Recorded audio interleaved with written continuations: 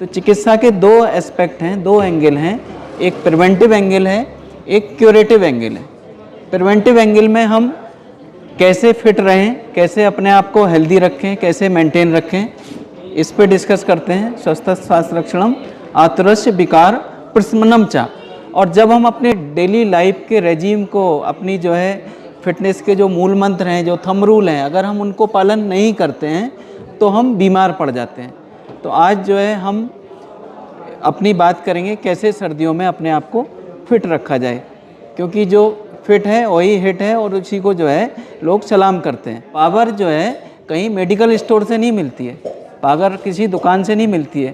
Power एक हमारा intrinsic factor है, हमारा जो है आंतरिक विषय है। और पावर जो है हमारी डीड से आती है, और पावर हमारी आयुर्वेद सम्मत दिनचर्या, ऋतुचर्या, रात्रिचर्या और आयुर्वेदिक विषय सिद्धांतों से आती है। और ताकत आती है हमारे शरीर के लिए जो अनुकूल आहार हैं, अनुकूल एक्टिविटीज़ हैं और जो अनुकूल औषधियाँ हैं, एनर्जेटिक औषधियाँ हैं, जिसको कहा गया ओजस्कर औषधियाँ, जो ऊर्जा देती हैं, बल देती हैं।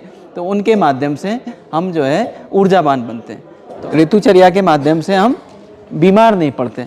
ऋतुचर्या हमारे आयुर्वेद में सूत्र स्थान है अष्टांग संग्रह में। सूत्र स्थान माने कंसेप्चुअल जहाँ तक चीज़ें हैं, चिकित्सा स्थान जहाँ चिकित्सा के बारे में लिखा जाए, तो इसमें जो है वर्णन किया गया है। और हम सभी जानते हैं कि 6 प्रकार की ऋतुएं होती हैं, एक ऋतु में 2 महीने होते हैं। इस तरह साल में जो है 2 तरह से सिस्टम रहता है, आदान काल और विसर्ग काल। उत्तरायण से लेके हम अर्निंग करनी हो तो डेट इज आदान काल।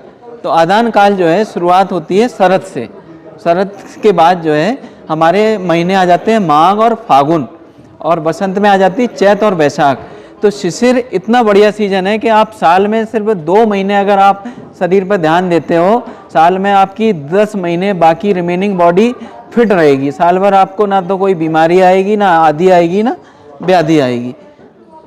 ठीक है, तो अभी जो है मेरा आज का विषय है सर्दियों की ऋतुचर्या। तो हम सभी जानते हैं सर्दियों में क्या होता है। सर्दियों में जाहिर सी बात है ठंड लगती है, मौसम ठंडा हो जाता है।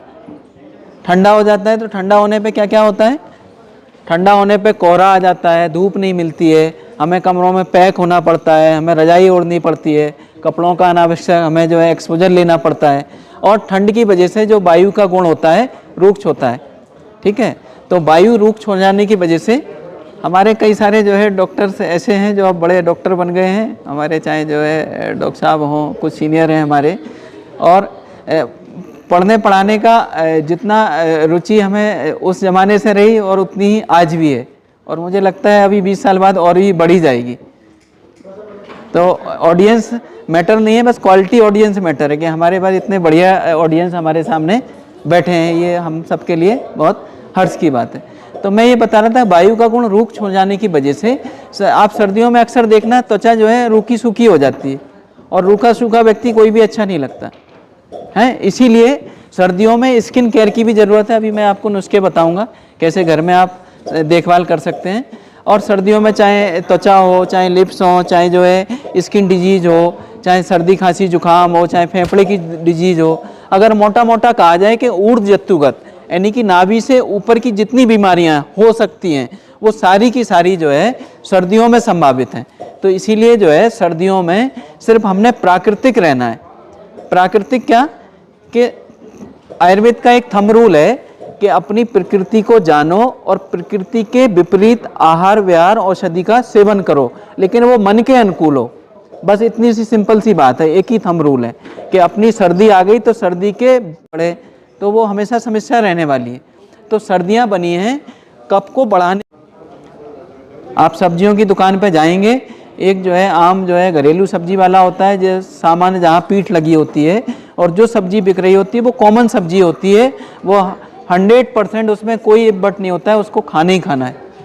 आप किसी हाईफाई दुकान में जाओगे, आप सर्दियों में अगर आप भिंडी खाओगे तो समझ लो बीमार पड़ना ही पड़ना है। सर्दियों में अगर आप जो है गर्मियों की सब्जियां खाएंगे तो बीमार पड़ना ही पड़ना है। सर्दियों में अगर खरबूजा खाएंगे और जो है बड़ा बड़ा शादी में बफे लगे रहते हैं कि सर्दियां हो रही हैं, चिल्ड हो रही है, और जो है हम तरबूज ले रहे हैं। अब भगवान ही मालिक है आपका, क्या करेगा शरीर। तो हमने सिर्फ एक ही चीज़ का ध्यान रखना है कि हमने जो वातावरण का जो भी ठंडक हो गई है उसको बस दूर रखना है, अपने खाने के द्वारा, अपनी एक्टिविटीज़ के द्वारा, अपने चीज़ों के द्वारा। तो इसमें मुख्य चीज़ क्या है कि हेमंत ऋतु में चंद्रमा की शक्ति जो है कम रहती है, लेकिन सूर्य प्रभावी रहता है, और इसीलिए सारी औषधियाँ, जितनी भी पौष्टिक औषधियाँ आती हैं वो सर्दियों में आती हैं। आप देखो सर्दियों में पालक आ रही है, मेथी आ रही है, आपको जितने गोभी से लेके टमाटर आ रहे हैं, गाजर आ रही है, सारी दुनिया सुपर फूड के पीछे भाग रही है, और जो है लाइकोपीन और एंटी कैंसरस है। आपका जो है कैरोटीन, जो बीटा कैरोटीन होता है, दुनिया का सबसे महंगा सुपर फूड है, और हमें जो है 10 रुपये किलो में, 20 रुपये किलो में थोक में मिल रहा है। टमाटर में लाइकोपीन जो है 50,000 रुपये किलो बिकता है एक्सट्रैक्ट करके, और एंटी कैंसरस है। अब ये है कि जब हम कोल्ड स्टोरेज के टमाटर खा रहे हैं तो कहाँ से हेल्थ आएगी? हमने देसी टमाटर लेना है, लाइकोपीन लेना है, हर चीज़ मिलने वाली है। तो कभी ये मत सोचिए कि हेल्थ पैसे का मैटर नहीं है, हेल्थ रईसी का मैटर नहीं है, हेल्थ कॉमन और सामान्य चीज़ों का मैटर है। जब भी आप जो है समय से विपरीत करोगे, गलत करोगे तो दिक्कत हो जाएगी। शादी ब्याह में आप देखते हो फैशन चल पड़ा है, भोजन करेंगे, कांपते जा रहे हैं, लेकिन जो है स्वेटर नहीं होगा, हम जो है आइसक्रीम ज़रूर खाएंगे, हैं, भगवान दया से पेप्सी कोल्ड ड्रिंक भी कहीं मिल जाए तो हाथ साफ करने से नहीं चूकेंगे, ठीक है। और आपको बताऊं, सर्दियों में जो है 2 चीज़ें बहुत चलती हैं, एक दारू बहुत चलती है, एक ठंडी चाय, एक गर्म चाय। तो मैं बताना चाहता हूं कि कभी दारू पीने से सर्दी कभी ख़त्म नहीं होती है। दारू जो है इंस्टेंट एनर्जी प्रोवाइडर है, कुछ समय के लिए आपको एनर्जी देता है। चाय भी आपको कुछ समय के लिए हीटिंग देती है, लेकिन ये हमारी लीवर के लिए, हमारे म्यूकोजल जो हमारी जो श्लेष्मज कला होती है, म्यूकोजा होती है, उसको इरेज करते हैं। और शरीर में 30 ml से ज़्यादा अल्कोहल का कोई मेटाबॉलिज्म नहीं है, कोई एजिमुलेशन नहीं है। तो बट नेचुरल 100% बॉडी नेक्रोज होनी है, और चूंकि इसकी शुरुआत लिवर से होती है, तो मध्य जो है सबसे ज़्यादा दुश्मन किसका है? लिवर का। और सर्दियों में बहुत ज़्यादा हम इसलिए कंजम्प करते हैं कि नहीं यार क्या करें, सर्दी लग रही। तो सर्दी के लिए बहुत सारी चीज़ें हैं। आप डायरेक्ट देसी घी पियो यार, कभी कोई नुकसान हो जाए तो मैं जिम्मेदार हूँ। देसी घी और तेल, इनसे बढ़िया कोई रेमेडी नहीं है सर्दियों के बचने के लिए। कपड़ा, जब भी जो है मन में डाउट आए, प्राकृतिक चीज़ों के थंब रूल बता रहा हूँ मैं, जब भी मन में डाउट आए कि खाना खाएं कि ना खाएं, तो जस्ट टेक डिसीजन नहीं खाना है। जब भी मन में डाउट आए कि हम जाएं कि ना जाएं, जाने का मतलब चाहे यूरिन का वेग हो, चाहे स्टूल का वेग हो, तो जस्ट गो एट, आप तुरंत जाइए, सारे काम छोड़ के जाइए। हमारे यहाँ आयुर्वेद में बताया कि विद्यार्थी हैं, ऑफिसर हैं, हमेशा बीमार होते हैं, व्यापारी है, क्यों? क्योंकि अपने काम के चक्कर में अपने ड्यूटी से एंगेज रहते हैं, कहते हैं चले जाएंगे, तो तुरंत जाइए। ऐसे ही एक और डाउट है कि कपड़ा पहने कि ना पहने सर्दियों में, तो एक एक्स्ट्रा पहनो। आप जो है कहीं अगर एक हाफ स्वेटर की ठंड है तो आप फुल स्वेटर पहनो, अगर फुल स्वेटर से काम चलता है आप जैकेट पहनो। और जो है जब भी आदमी बीमार पड़ता है उसके पीछे एक ही हिस्ट्री होती है, उसकी या तो डाइट में चेंज होता है या मूवमेंट में ट्रांजिशन होता है।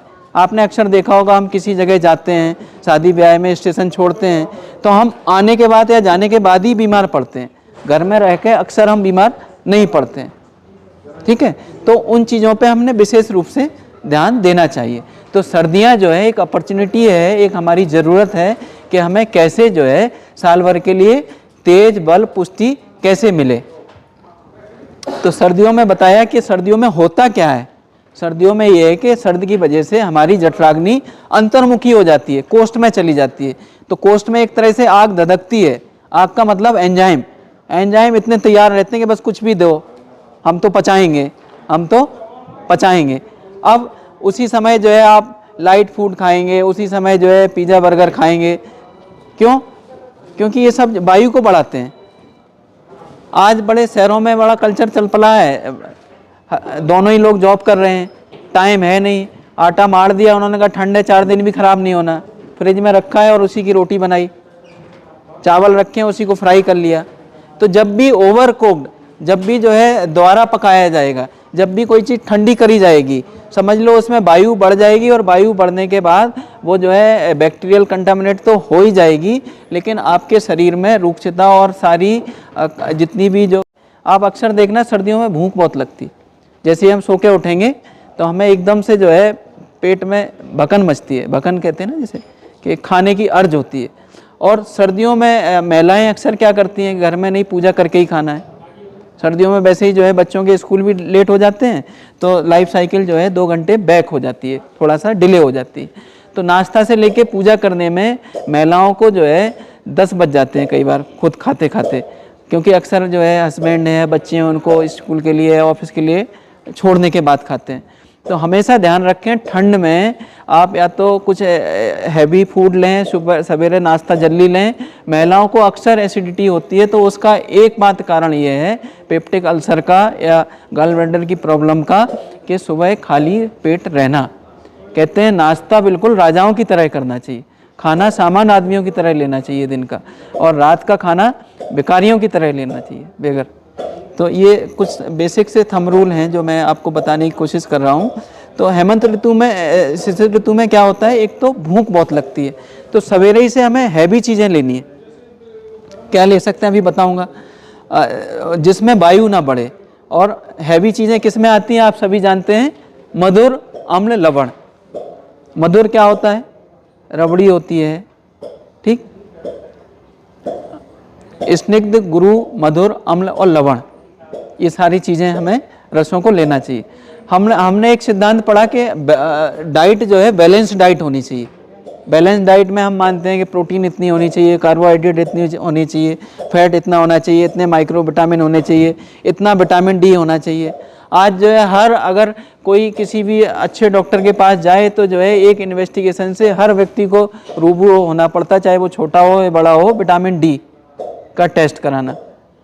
दोस्तों ये सब की कोई आवश्यकता नहीं है, हमें बस जो है अपने डाइट को और अपने जो है चीज़ों को प्रॉपर रखना है बस। अब जैसे आपको मैं ये दिखा रहा हूँ मल्टीग्रेन, आपका जो है गेहूँ है, आपका मक्के का आटा है, सोए का आटा है, चना है, रागी है, ओट्स हैं, सारी की सारी चीज़ें हैं। लेकिन अगर आप इनको ऐसे ही खाएंगे तो वायु बढ़ जाएगी। तो इनको कंपेंसेट करने का तरीका क्या है, घी में तल के खाना है, तेल में खाना है, और तेल भी, तेल माने खुद एक्सपिलर का निकाला हुआ तेल, दूध माने खुद सामने जाके दूध जो है सामने जो निकल रहा है, जो देख रहे हैं, जो ला रहे हैं वो दूध है, वरना फिर भगवान मालिक है। ठीक है, थोड़ा सा प्रयास होता है, थोड़ी सी कोशिश होती है, लेकिन व्यक्तिगत रूप से घी और दूध में कभी कंप्रोमाइज़ नहीं करना, क्योंकि ये लाइफ का लगभग 20% कंटेंट है जो हमें हेल्दी रख सकता है। और अगर ये गड़बड़ हो गया तो कोई दवाई आपको बचाने वाली नहीं है। तो फिर सर्दियों के लिए कहा गया रसो मधुरो रसा शरीरथ साम्य, शरीर के साम्य करने के लिए मधुर रस लेना चाहिए। ठीक, मधुर रस में क्या है, रबड़ी है, आजकल मलाई आती है, मलाई ले सकते हैं सुबह के समय। इसके अलावा आप मार्केट में देखिए हर जगह जो है आपको मूंगफली मिल जाएगी। आप जो है सर्दियों में विशेष करके स्प्राउट, अंकुरित स्प्राउट, और स्प्राउट में जो है आप कहना चाहिए ड्राई फ्रूट में काजू है, बादाम है, अखरोट है, आपकी जो है खजूर है, इसके अलावा आपके खुमानी है, पिस्ता है, और एक ऐसी चीज़ है जो हर व्यक्ति खरीद सकता है, वो है मूंगफली। इसमें जो है शरीर को गर्म रखता है, पेट को गर्म रखता है। पेट को गर्म रखने से आपको एक तो जो है हाथ पैरों में दर्द नहीं होगा, और हेयर अच्छे रहते हैं। आपको जो है मूंगफली से सिर्फ एक नुकसान होता है, वो उसके होता है छिलकों से। तो अगर जो है आपकी खांसी जुकाम की समस्या है तो मूंगफली को जो है भून के उसके छिलकों को अगर हाथ से रगड़ के साफ कर देंगे, फटक देंगे, तो आपको जो है मूंगफली बिल्कुल 100% साथ में, आपके चाहे बादाम हो चाहे काजू हो, इसमें जो है सैचुरेटेड फैट के अलावा आपको जो है इसमें आपको ओमेगा 3 हैं, कई सारे हमारे एमिनो एसिड हैं, सब ऐसी चीज़ें मिलती हैं जो कहीं नहीं मिल सकते। तो इसीलिए सर्दियों में विशेष करके आप चाहे जो है कुछ काम छोड़ दें, कपड़े कम पहने या कोई उसकी ब्रांड को थोड़ा डाउन कर दें, लेकिन खाने की ब्रांड को हमेशा अच्छा रखें। आपकी जो है दुनिया भर की जितनी भी सब विषाक्त चीज़ें हैं, जितनी भी सब महंगी चीज़ें हैं, एक एक पिज़्ज़ा बर्गर जो है आपके 200-300 रुपये से कम का नहीं आ रहा है।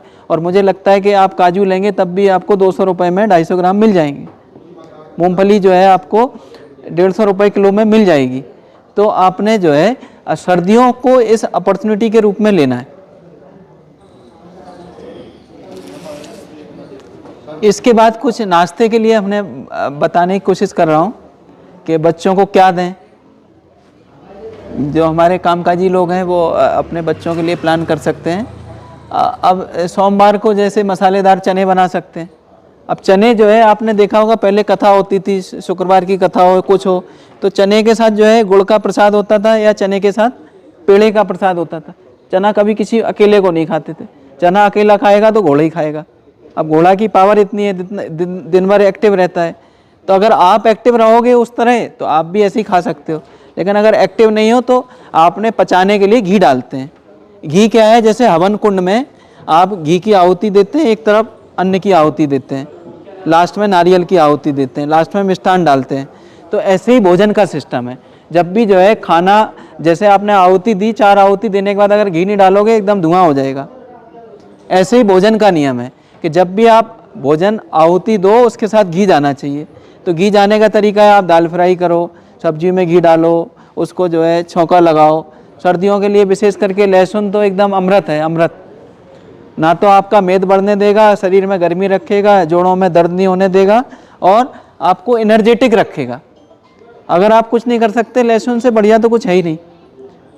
और लहसुन जिसको खाने में दुर्गंध आती है, कुछ चूजी लोग होते हैं कि भाई लहसुन से थोड़ा अनईजी लग रहा है, तो आप लहसुन को जो है तवे पर रख के उसको देसी घी में फ्राई कर लीजिए, उसमें थोड़ा सा जो है तिरकटू डाल दीजिए, आपको खाइए, इतना बढ़िया टेस्टी लगेगा।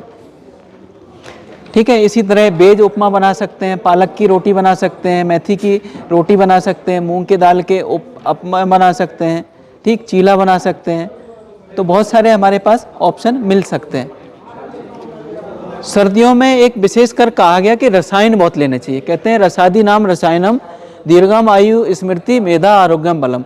जो बुढ़ापे को दूर करे और हमारे झुर्रियों को रोके, हमारी एजिंग को रोके, हमें जवान बनाए, वो रसायन कहते हैं। रसायनों में सबसे बड़ा रसायन है च्यवनप्राश। महर्षि च्यवन जिसको खाकर जो है बच्चों की तरह हो गए थे। तो च्यवनप्राश जो है बहुत बड़ा महंगा नहीं बिकता है, 400 रुपये में, 300 रुपये में, खुद बनाएंगे 350 रुपये में मिल जाता है। और अगर जो है मार्केट से लेंगे 300 रुपये में मिल जाता है और 20 दिन 25 दिन चल जाता है। तो 2 चम्मच जो है बड़ों को च्यवनप्राश डेली खाना चाहिए, 1 चम्मच सवेरे, 1 शाम को। और बच्चे जो है दूध के साथ ले सकते हैं। तो घर में ऐसी आदत डालिए कि जो है 15 दिन में 1 च्यवनप्राश का डब्बा ख़त्म हो जाए, यानी कि पति पत्नी और बच्चे सब च्यवनप्राश खाएं। और ये पीढ़ी दर पीढ़ी, मैं तो आयुर्वेद में बाद में आया, लेकिन हमारे बाबा जी से हमने सीखा कि दूध के साथ च्यवनप्राश डेली मिलता ही मिलता था। ठीक है। तो सबसे बड़ा रसायन है आंवला। अगर आप इतने भी पैसे खर्च करने की पोजीशन में नहीं है तो सबसे सुलभ है, 40 रुपये किलो में जो है आंवला मिल जाता है। और थोड़ी मेहनत करो तो आसपास आंवले के पेड़ मिल जाते हैं, आपको 2-4 किलो आंवला आप जो है उसको पेड़ को हिला के निकाल सकते हो। आंवला जो है विटामिन सी की वजह से नहीं लेते हैं। आंवला जो है विटामिन सी लेना हो तो अमरूद में उससे ज़्यादा मिलता है। अमरूद 40 रुपये किलो मिल जाता है। विटामिन सी से आंवला नहीं लेते हैं, आंवला लेते हैं। विटामिन सी भी यद्यपि उसमें होता है, इसमें एक एम्बेलिन 2 एंटीऑक्सीडेंट होता है जो हमें 100 वर्ष तक जीने की शक्ति देता है। हमारे यहाँ महर्षियों ने कहा कि अगर आपने जवान रहना है तो साल में 1 बार छक के आंवला खा लो, ऐसा कहते हैं आंवले के पेड़ पे जाके। तो ऐसी नहीं भी चढ़ सकते तो कम से कम डेली आंवले की चटनी बना सकते हैं, आंवले का मुरब्बा खा सकते हैं, आंवले का अचार खा सकते हैं। ये विटामिन सी तो देगा ही देगा, आपको जवान रखने के लिए आवश्यक वो भी देगा। फिर बहुत सारी और भी चीज़ें हैं जो लिखी हैं इसमें। फिर एक सर्दियों में एक और काम करने वाला है, वो है अभ्यंग, तेल मालिश। पूरी जो है सर्दियों में इस काम से हम बचते हैं। क्यों? हम पहले नहाते ही नहीं है, तो नहाते ही नहीं तो अभ्यंग क्या करेंगे? ठीक है। नहाते क्यों नहीं? कि ठंड लग रही है, और ठंड के लिए हम क्या करते हैं, हम तो कैप लगाएंगे, ज़्यादा ठंड लगती है तो हम मफलर लगाएंगे, और फिर ज़्यादा लगी तो हम रजाई ढक के सो जाएंगे। ये सारी चीज़ें सर्दियों के लिए आपकी दुश्मन है। ठंड दोस्तों अगर जब भी लगेगी जब भी लगेगी, आप इस बात को नोट कर लेना, तो वो पैर से लगेगी। कहाँ से लगेगी? पैर से। हमने बड़े बड़े लोगों को देखा और के ऊपर जो है कैप, हाथ में जो है स्कूटी चला रहे हैं तो ग्लव्स भी लगा है, सर में कैप भी लगा है, हेलमेट भी लगा है और पैर में चप्पल है। बस एक गलती ने जो है काम तमाम कर दिया। ठंड जब भी लगेगी तो कमर से लगेगी। सेकंड पॉइंट, आप अक्सर देखना कि सब कुछ है लेकिन जो है किसी शादी ब्याह में जाते हैं, अच्छा हमें गद्दा नहीं मिलता है, ठंड खा जाते हैं। रजाई मिल जाती है, गद्दा नहीं मिलता। तो ठंड जो है ऊपर से नहीं बैठती है, ठंड रीढ़ की हड्डी से बैठती है। तो अगर ठंड से बचना है, आप गर्मी भी देख लो, शरीर का रेडिएटर का अगर कहें तो ये है। आप कोई भी व्यक्ति, जैसे रेडिएटर गाड़ी में होता है ना, पानी डालते हैं, गर्म करते हैं, ठंडा करते हैं, ऐसी बॉडी का थर्मल कंट्रोल पॉइंट है ये हमारे तलवे हैं। जब कोई भी व्यक्ति मरने से पहले या पैदा होने के बाद अगर पहली कोई एक्टिविटीज होती है तो वो यही होती है। कोई भी व्यक्ति मर रहा हो, अगर कोई उसका नियर एंड डियर है, तो अगर उसे लग रहा हो तो कम से कम वो तलवों में, हाथ में मालिश जरूर करता है। तो इसका मतलब ये है कि कहीं ना कहीं उसके थर्मो रेगुलेटर चालू होते हैं। तो इसीलिए तलवों को कभी हल्के में मत लेना। कभी गर्मी लग रही हो तो किसी भी नहर में, किसी भी डिप करके पानी में बैठ जाएंगे, गर्मी उतर जाएगी, बुखार उतर जाएगा। और अगर ठंड लग रही हो तो भाई एक ही उपाय है कि पैर को तो हीटिंग करो, बस आपका सारा ठीक रहेगा। कभी जो है सर में गर्म नहीं डालते, पानी भी जो है गर्म पानी से सर में नहीं डालते हैं, आंखें खराब होती हैं, बाल खराब होते हैं। सर एक हमारा वाइटल है जिसमें हमने कोशिश करनी चाहिए कि रेगुलर पानी से नहाना चाहिए, लेकिन अगर सर्दियां हैं फिर भी गुनगुने से नहाना चाहिए। आज जो है बहुत बड़ी बड़ी समस्याएं क्यों आ रही हैं? क्योंकि हम बहुत गर्म पानी से नहाते हैं और हम सोचते हैं कि गर्म पानी है तो ठंड उतनी ज़्यादा ख़त्म कर देगा। आप देख लेना, नॉर्मल पानी से नहाने के बाद आप 2 घंटे तक ठंड से बचे रहेंगे। और नहाने के बाद क्या होता है, भूख बहुत बढ़िया लगती है। नहाने के बहुत सारे फ़ायदे हैं, लेकिन एक बड़ा फ़ायदा है कि नहाने से भूख बहुत अच्छी लगती है। और भूख जब अच्छी लगती है तो खाना पचेगा। अब पता लगा बिना भूख के खाना खा रहे हैं तो वो बॉडी में लाइबिलिटी है। जब लाइबिलिटी होगी तो फिर कहीं ना कहीं मेटाबोलाइट इंटरमीडिएट बनेंगे, हमें बीमार करेंगे। तो इसीलिए अभ्यंग करना चाहिए। अभ्यंग करने से हमारी स्किन की जो रफनेस है वो ख़त्म होती है, जठराग्नि प्रबल होती है, खाना पचाने की शक्ति बढ़ती है, त्वचा का सौंदर्य बढ़ता है और डीप स्लीप आती है। कई मरीज आते हैं डॉक्टर साहब आप लोगों के पास, अनिद्रा हो गई, नींद नहीं आती है। आपने सिर्फ एकमात्र चिकित्सा करनी है, उनसे कहना है कि सिर्फ जो है पैर में अपना लेटते समय एक अखबार रखें जहाँ पे पैर हैं, और लेटते समय पैर में बस अच्छे से तिल के तेल की मालिश करें। और अगर ज़्यादा कोई समस्या है उसमें लहसुन में चुरा के उसको पका लें, और कोई और ज़्यादा समस्या है उसमें चंदन मला लाक्षादी तेल डाल लें। बस पैर में मालिश करनी है, परफेक्ट नींद आने की। ठीक है, मांसपेशियां सुडौल होती हैं। अब हेमंत और शिशिर ऋतु में सावधानी क्या लें? सीधी बात है, ठंड लग रही है, ठंड से बचना है, ठंडी चीज़ें नहीं खाना है, ठंडी जगह पे नहीं जाना है, और जो है गर्म रहना है।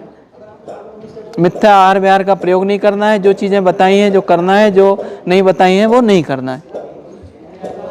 एक और सरल चिकित्सा है जो हर गरीब से गरीब व्यक्ति और हर बड़े से बड़ा व्यक्ति कर सकता है, डेट इज उष्णोदक, गर्म पानी। गर्म पानी अगर कहना चाहिए लाख दवाओं की, लाख मरीजों की, लाख मर्जों की एक दवाई। गर्म पानी से आपका मोटापा दूर, आपकी जो है डाइजेशन बिल्कुल बढ़िया रहने वाला है। आपकी गट के लिए इससे बढ़िया कोई क्लींजर नहीं है। लोग पता नहीं हज़ारों रुपए के ऑनलाइन खरीदेंगे, कहीं कुछ खरीदेंगे, देखा देखी कि नहीं वो खरीद रहे हैं, इधर जाएंगे उधर जाएंगे। गर्म पानी इतना बढ़िया रेमेडी है कि अगर आप सर्दियों के महीने छोड़ दें तो तांबे के पात्र में पानी को रखें, सवेरे 2 गिलास पानी पिएं घटाघट, ठीक, बैठ के तसल्ली के साथ। इसके बाद अगर सर्दियां हैं तो उसको गुनगुना पानी, उसको 2 गिलास पिएं। और गुनगुना, और गर्मियां थोड़ी, सर्दियां थोड़ी ज़्यादा लग रही, थोड़ा सा पानी अपनी तासीर के हिसाब से, प्रकृति के हिसाब से गर्म कर सकते हैं। लेकिन उष्णोदक जो है वो आपको किडनी का शोधक है। आपको जितने भी जो है वात विकार हैं, 80 प्रकार के वात विकार होते हैं, चाहे वो है उसमें घुटनों के दर्द हैं, दुनिया भर के न्यूरोलॉजिकल डिसऑर्डर हैं, शरीर में एनर्जी की कमी है, आप गर्म पानी पी लो उतनी ही से एनर्जी आने वाली, ठीक है। और अगर किसी को डाउट हो तो पी के बताना, फिर कोई समस्या होगी तो मैं बताऊंगा कैसे आएगी ना,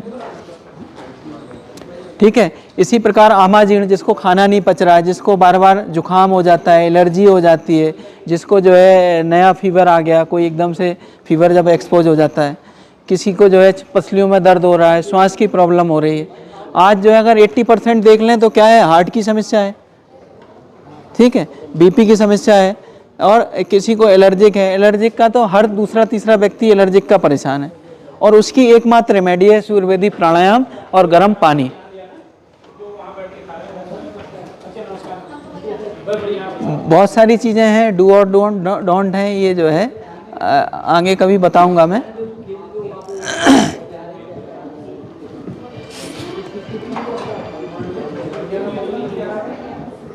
तो आयुर्वेद जो है एक तरह से कहना चाहिए कि लाइफ स्टाइल डिसऑर्डर के लिए एक बहुत ही मुफीद थेरेपी है, एक जो है बहुत ही अच्छा एक सिस्टम है। आयुर्वेद के कंसेप्ट जो है हमेशा से सदियों से ऐसे ही हैं, ऐसे ही रहेंगे। बस जो है कि हमने ज़्यादा समय के साथ साथ आधुनिक बनने के चक्कर में अपने शरीर का नुकसान नहीं करना है, हमने वो सारे काम करने हैं जो प्रकृति करवा रही है, ठीक है। तो हमने जो है समय पे उठना है, समय पे जागना है, समय पे सोना है। छोटे बच्चे भी जानते हैं work while you work, play while you play, हैं, लेकिन हमारा समय नहीं है। हमारा दिन भर तो आधा समय तो ऐसे ही निकल जाता है मोबाइल में, ठीक है। पहले के ज़माने में जो है आजकल नए लाइफ स्टाइल के डिसऑर्डर आ गए, जिसे लाइफ स्टाइल सिंड्रोम बोलते हैं। क्या? क्योंकि हमारे जो है पहले घर में एक बड़ी टीवी हुआ करती थी, आज जो है घर में बड़े दुख के साथ कहना पड़ रहा है कि टीवी का चलन भी ख़त्म हो गया, क्योंकि फेसबुक और जितने भी सोशल मीडिया हैं उनमें एक सिंक्रोनाइजेशन हो गया, वीडियो आ जाते हैं, न्यूज़ आ जाती है, तो लोग जो है बैठने के बजाय लेटे लेटे देखना पसंद कर रहे हैं। तो उससे क्या नुकसान हो रहा है कि लेटे लेटे जो है हम टीवी देख रहे हैं, टीवी के माने मोबाइल देख रहे हैं। तो एक तो आँख का डिफेक्ट, गर्दन का डिफेक्ट जिसमें कि स्पॉन्डिलाइटिस हो रही है, और लेटे लेटे एनर्जी बढ़ रही है तो मोटापे का बढ़ना हो गया। तीसरा जो है आँखों का इफेक्ट, जब हम टीवी देखते हैं तो हमारी डिस्टेंस जो है 6 से 7 फीट होती है, मोबाइल देखते हैं तो हमारी आइडियल डिस्टेंस 1 फीट होनी चाहिए, लेकिन जब हम लेट के देखते हैं और बिस्तर पर लेटे लेटे देखते हैं तो ये पोजीशन हो जाती है, 6 इंच हो जाती है। तो एक तरह से हेडेक होना है, सर दर्द होना है, हमारी जो है आई साइट ख़त्म होना है, ये सब जो है हमारे आधुनिक युग के दुष्परिणाम हैं। तो हमने जो है ये टाइम पे खाना है, टाइम पे जागना है, और व्यायाम, जो आज का जो मेरा लास्ट जो बताने का वो है एक्सरसाइज और व्यायाम। दोस्तों, जो जिम और व्यायाम में अंतर है, जिम के लिए हम पैसा देते हैं और व्यायाम हमें खुद करना पड़ता है। और व्यायाम कहते हैं वय के आयाम को, एज को बढ़ाने को व्यायाम कहते हैं। किसको कहते हैं? Expansion of age. और एज कैसे बढ़ती है? वय के आयाम से। महर्षि चरक कहते हैं व्यायाम कितना करना चाहिए? बलार्थ, जितनी ताकत है उतना करना चाहिए। और जिम में क्या करते हैं, जहाँ ताकत खत्म होती है वहाँ से फिर पावर शुरू होती है। पता लगा कि 1.5 घंटे तक एक ही पोजीशन पे कर रहे हैं, तो वो मिथ्या योग होता है। जिम हमेशा मिथ्या योग होता है, उसमें एक पर्टिकुलर मसल पे फोकस करते हैं। जबकि महर्षि चरक क्या कहते हैं? सम मास प्राणास्तु सम संगनो नरा।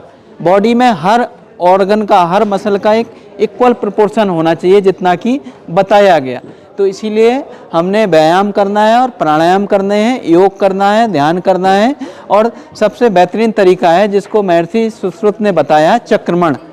मेदो रोग और डायबिटीज़ की एक दवाई, आप अगर ये कर लें और इसके बाद भी सही ना हो तब डॉक्टर के पास जाएं। चक्रमण कहते हैं 1 मील चलने को, 3 किलोमीटर जो है जाना और आना, एक चक्रमण कहलाता है। और चक्रमण भी रिस्कवास, तेज गति से चलना। आप जो है खूब पानी पिएं, तेज गति से चलें और प्राणायाम करें। कहते हैं प्राणायाम प्राण के आयाम को, प्राण को बढ़ा देने को, प्राणयति जीवेति इति प्राणा, जो प्राण को जो बढ़ा दे वो प्राणायाम है। प्राणायाम 7 प्रकार के होते हैं, जिसमें सूर्यवेदी प्राणायाम एक ऐसा प्राणायाम है जो सर्दियों में आपको गर्मी दे देता है। सर्दी में गर्मी का एहसास क्या है? सूर्यवेदी प्राणायाम।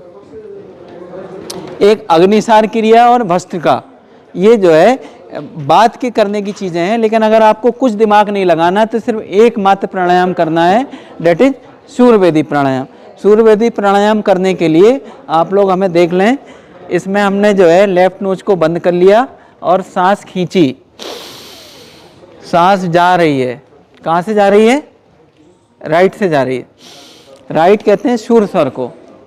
और सांस जब चली गई उसको रोक, अगर रोकने की शक्ति है तो रोक दिया, नहीं शक्ति है, नए हैं तो आपने लेफ्ट से निकाल दिया। यानी कि मोटा मोटा राइट नोस्ट्रिल से सांस लेनी है, लेफ्ट से निकालनी है, ये सूर्यवेदी प्राणायाम। लेफ्ट से ले ली, राइट से निकाल दी, ये चंद्रवेदी प्राणायाम। राइट से ली, लेफ्ट से निकाल दी, लेफ्ट से ली, राइट से निकाल दी, ये अनुलोम विलोम प्राणायाम। तो आपने सर्दियों से बचने के लिए सूर्यवेदी प्राणायाम करना। फिर आता है हमारा सूर्य नमस्कार। अगर जो है सर्दियों में अगर आपने ताकत बढ़ानी है, बल को बढ़ाना है, तो सूर्य नमस्कार एक आपके लिए एक वरदान है। इसमें 12 स्टेप होते हैं और सूर्य नमस्कार की असली शक्ति मंत्रों के साथ मिलती है। ओम आदित्याय नमः, ओम भास्कराय नमः, ओम रवाय नमः, ठीक, उदित्याय नमः। तो जब भी हम मंत्र के साथ सूर्य नमस्कार करते हैं तो भगवान की विशेष अनुकंपा होती है। सूर्य कहते हैं हमारे आत्मा के भी देवता हैं, हमारी एनर्जी के भी देवता हैं, हमारी चमक के देवता हैं। अगर किसी को शरीर में चमक, एनर्जी, ताकत चाहिए तो कहीं ना कहीं उसे आदित्य देव की शरण में जाना पड़ेगा, सूर्य भगवान की शरण में जाना पड़ेगा। और कृपा लेनी है तो सूर्य को अर्घ देना। अर्घ देने का विधान ये होता है कि अपनी हाइट के बराबर उसको पानी के पात्र को ले जाके सामने सूर्य को देते हैं तो एक सर्किल बन जाता है पानी का, फिर उसको पैर छूते हैं तो सूर्य की उसमें और विशेष कृपा मिलती है। इसके अलावा कई प्रकार के प्राणायाम के अलावा आसन, आसन कहते हैं, महर्षि पतंजलि कहते हैं स्थिर सुखम आसनम। आजकल देखा देखी रहता है, योग का इंस्पेक्टर बताएगा कि आपने आधा घंटा ये आसन करना है, 20 मिनट ये करना है, जबकि महर्षि पतंजलि क्या कहते हैं कि स्थिर सुखम आसनम। हर आदमी के लिए स्थिरता और सुख की डेफिनेशन उसकी है, कस्टमाइज है, व्यक्तिगत है। तो आपको अगर 5 मिनट में स्थिरता खत्म हो रही, date is your right time.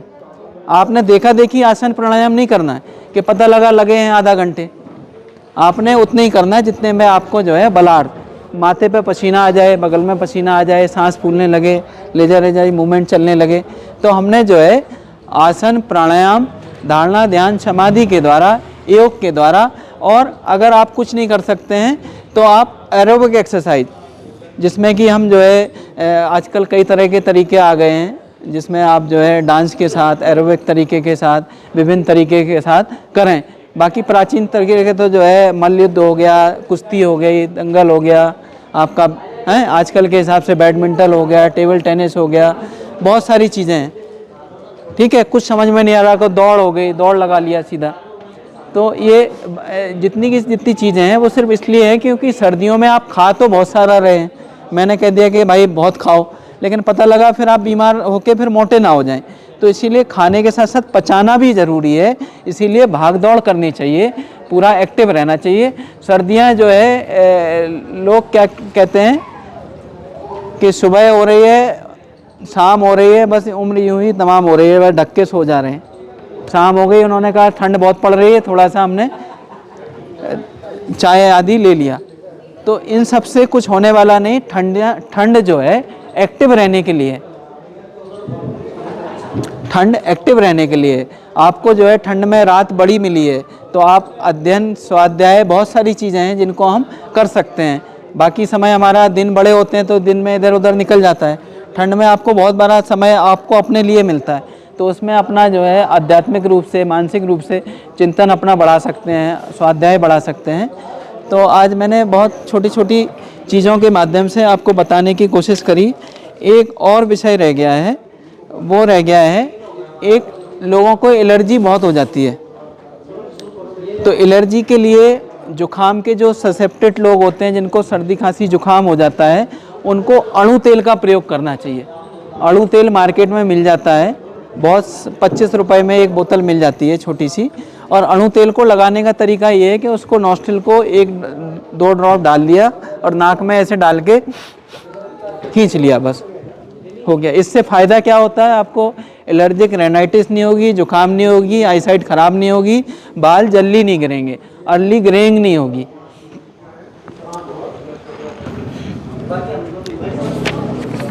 इसके अतिरिक्त जो है ऋतु हरितकी का प्रयोग बताया गया है, जिसमें कि हम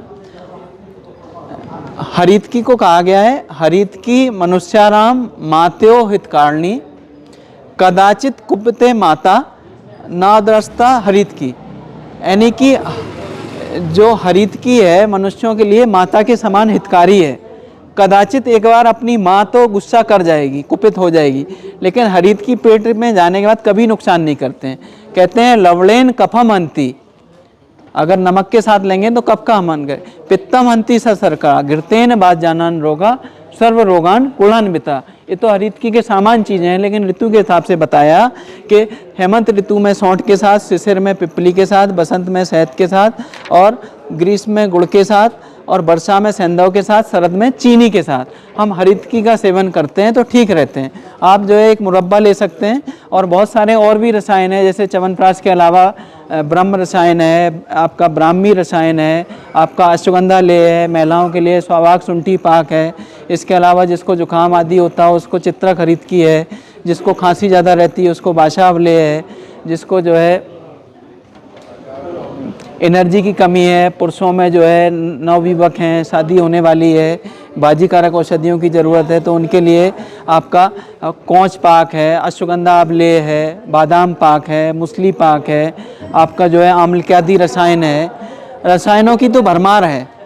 और अगर किसी को कोई और समझना हो, जानना हो, तो अपना एक चैनल है, यूट्यूब चैनल है आयुजोन। तो करीब 28 ग्रुप हैं व्हाट्सएप के, जिसमें करीब 1-1.5 हज़ार लोग हैं, और जिसमें व्यक्तिगत कम्युनिकेशन होता है, और यूट्यूब के माध्यम से, और Doordarshan, Akashvani, GTV, India TV इत्यादि में मेरे प्रोग्राम आते रहते हैं। तो आप टच में रह सकते हैं। आपको मैं एक नंबर आपको दे रहा हूं, जिसको आप नोट कर सकते हैं।